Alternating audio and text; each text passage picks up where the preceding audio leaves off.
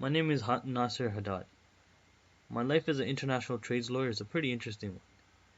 It is 2016, and although my work has taken me from the eastern parts of China to the southern parts in and around up until Argentina, I have yet to have experienced the controversial space that I'm currently in now, working with the UN. But first, let me explain who I am.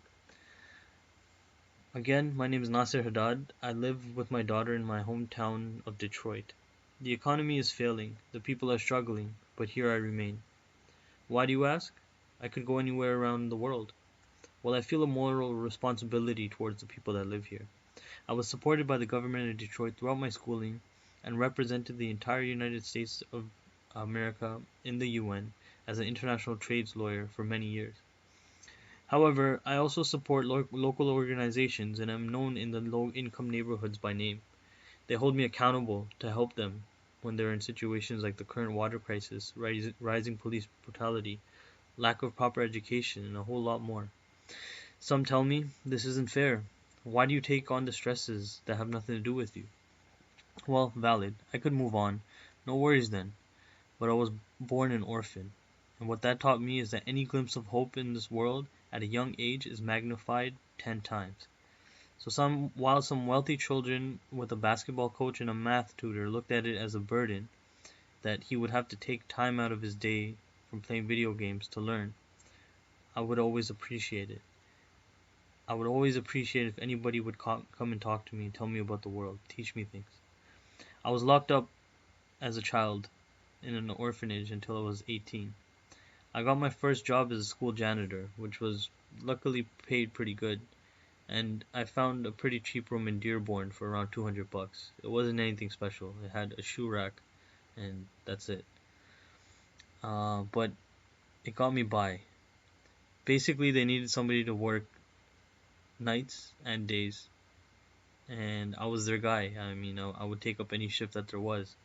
And what was good about it was I would finish all the tasks as quick as possible, and I'd finish 2 hours in 2 hours everything that needed to be done of an 8-hour shift. So I'd be able to read and do all the stuff that I enjoyed on my own.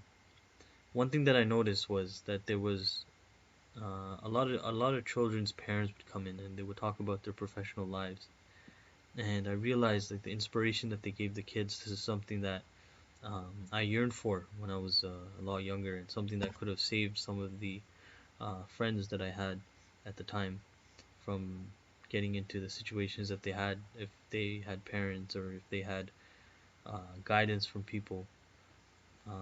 It could have helped them. So I felt like I needed to put myself into a position where I'd be able to be an inspiration to children and give them that sense of hope that I was yearning for at that age.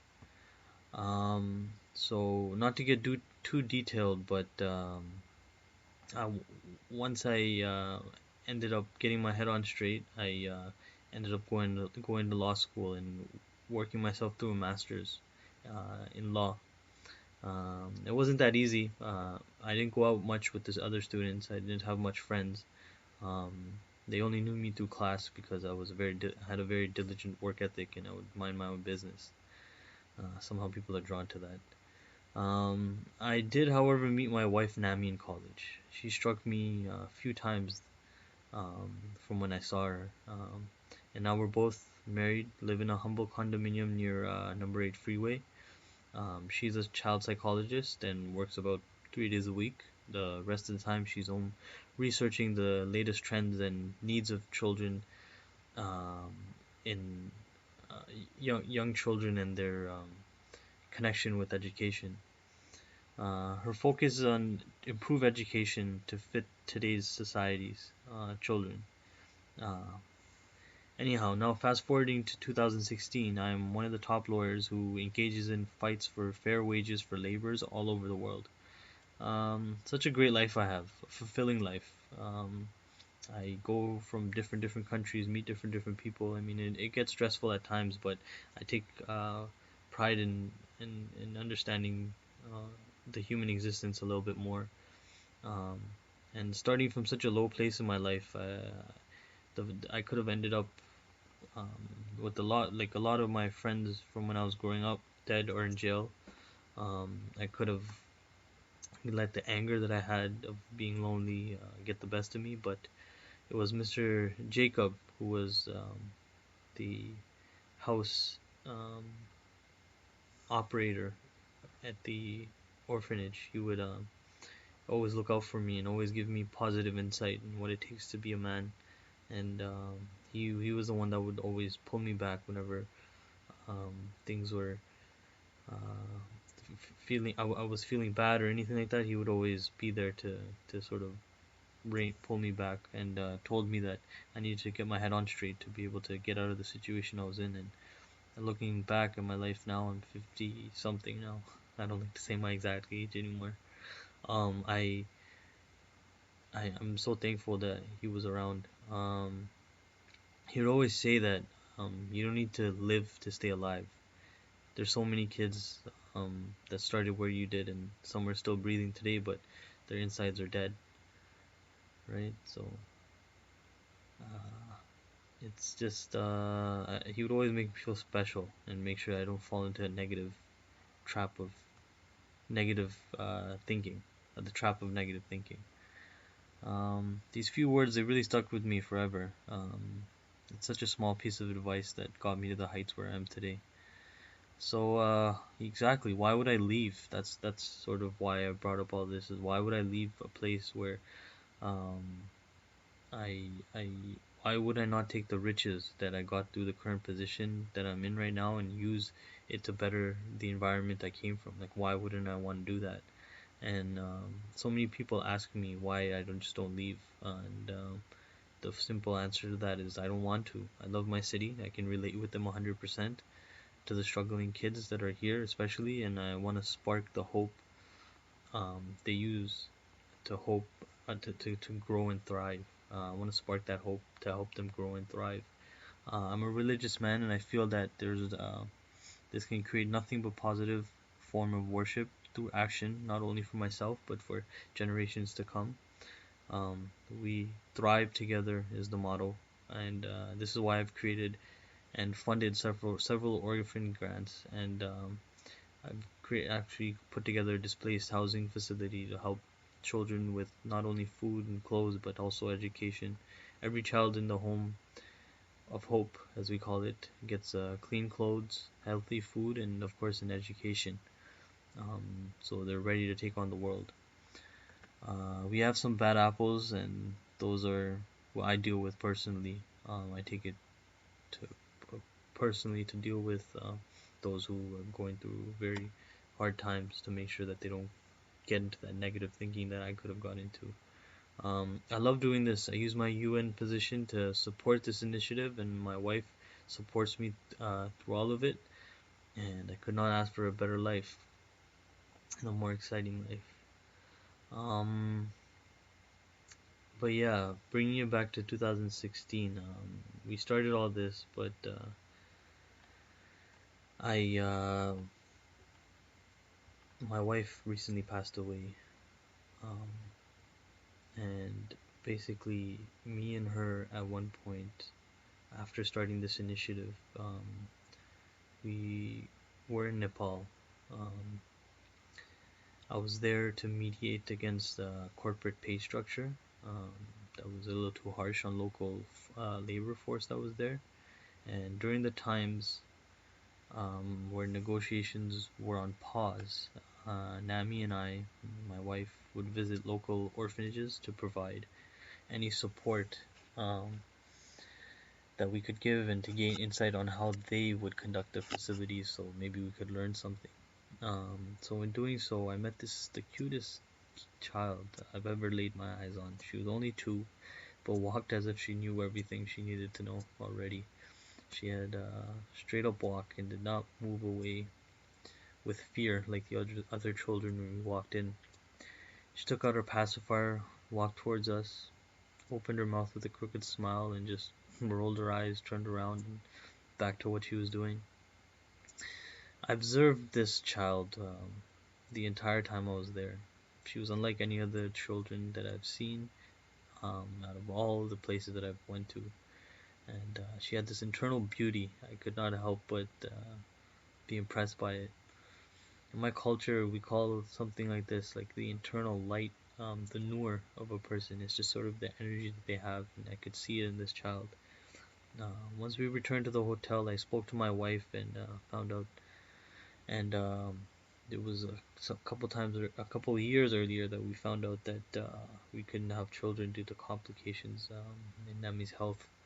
So we decided we lived very busy lives, and having children would be hard enough anyway. So we just never did, and we decided to leave the subject alone. But until now, I brought it up to her, and she saw me so excited, and she's like, she never saw me like this, and I had her permission. I mean, you always gotta ask for permission for things like this, and we decided to adopt a child, um, and I named her Nelufer after Nemi's late mother. We brought her home and loved her. It was the happiest few months of my life until my wife passed away. It was very sudden. She had tension, the doctor said. Sickness no one can tell externally is occurring. Nemi was a beautiful soul who took the stresses of so many to put it on herself. This was a crushing blow to the sense of well-being.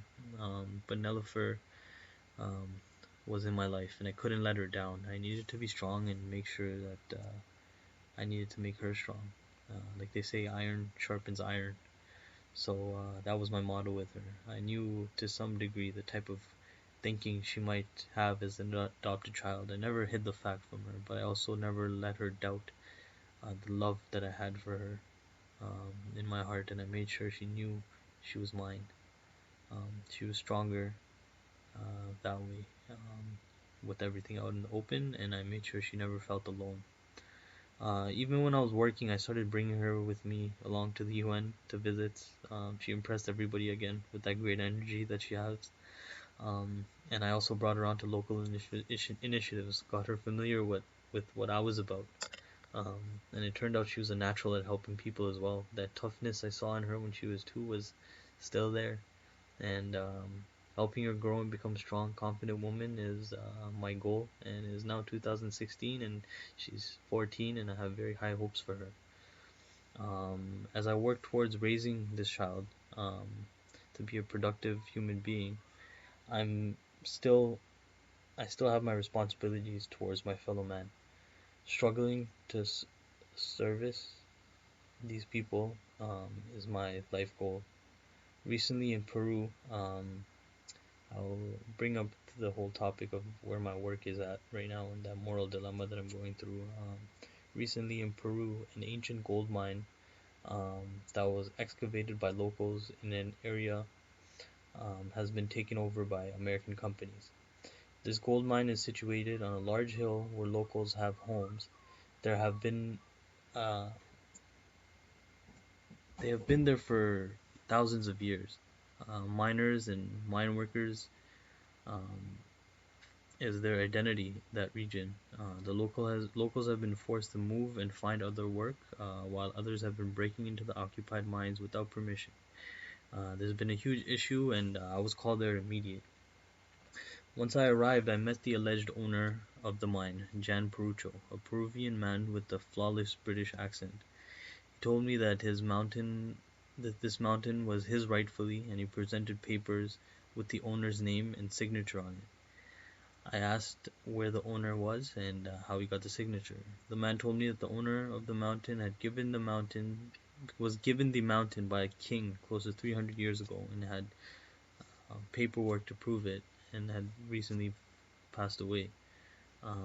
With respect to this, he got formal signing even though he didn't need to in current law, according to him, and offered the man a large sum to be able to bring his team and start digging here.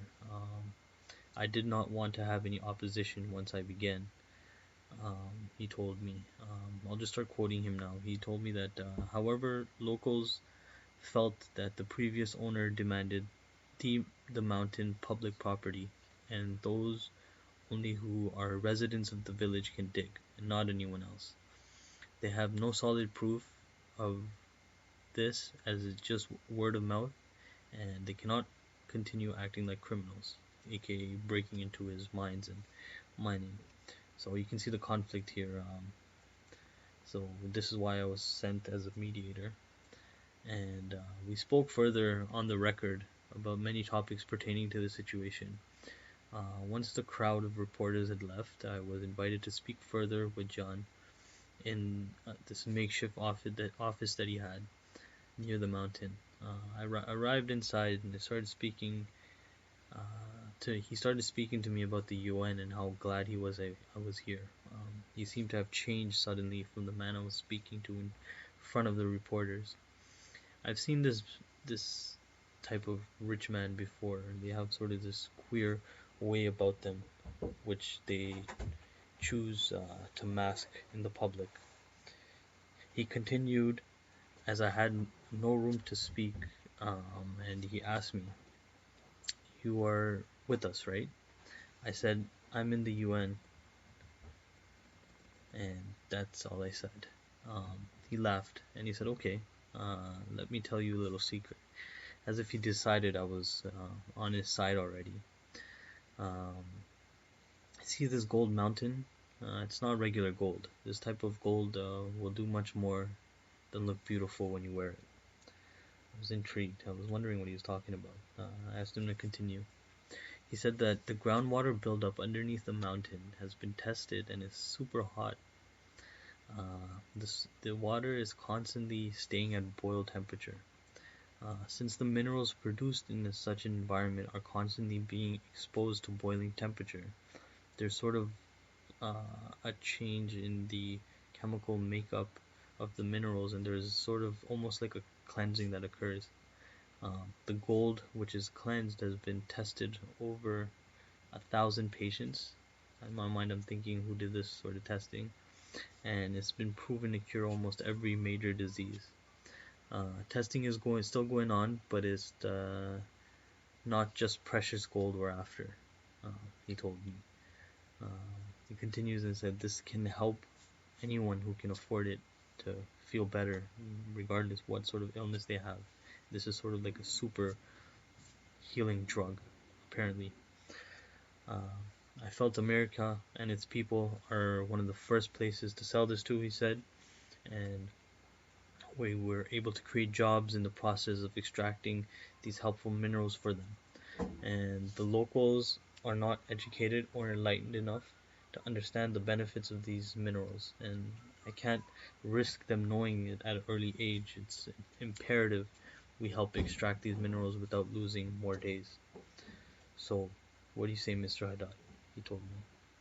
I was confused and slightly angry at the corporate-minded man seeing me as an ally, but did not let it show.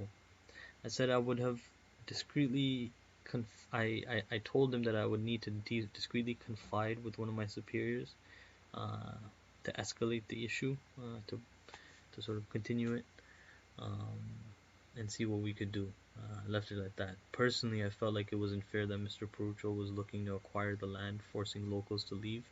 And there seems to be something fishy about the way he was talking. However, in efforts to keep my enemies close, I decided to play along as I returned to do more research on the heated gold phenomenon.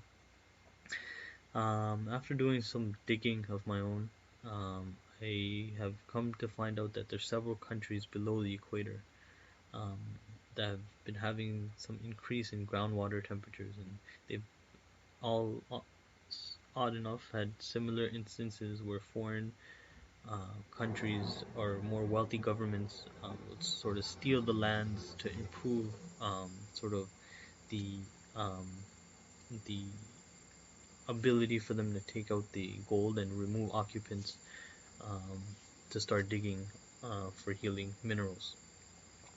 So this was all being done under the rug, they would say, with little to no opposition or discussion in the UN, and I was forced to speak up for the displaced families and towns, and I developed a plan which included the locals from within the workforce to somehow be part of these minerals. And the minerals, they are a positive thing, but what could come from the What good could come from the destruction of people's greed? Sorry. What good could come from destruction of people to feed the greed of these people that are doing this? I have been I have to address the world governments tomorrow, and I will be bringing light to the actions and hope to gather the support of more like-minded politicians. And all this I do with my moral compass, and I do this for the girl that I left at home, uh, who is working her hardest to make something of herself, much like I did. No compromises. The world is changing fast, and I will not let the world change me. I will adjust to the current events and help in any way I can, and hope my little girl does the same, and hope to create a legacy like this. Uh, so, my name is Nasir Hadad, and that is my current situation, and uh, hope that this address goes well tomorrow. Thank you.